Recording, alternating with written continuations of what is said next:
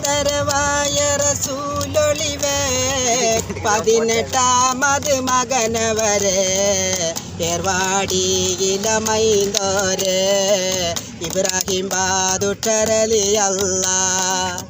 ആദരവായ റസൂലൊളിവേ 18ാമത് മകനവരെ ഏർവാടിയിലമൈന്തോരെ ഇബ്രാഹിം ബാദുട്ടരലി അല്ലാഹ് ആയവർ തന്നുടെ കൺമണിയെ സയ്യിദ് അബൂത്വഹിർ വലിയോരെ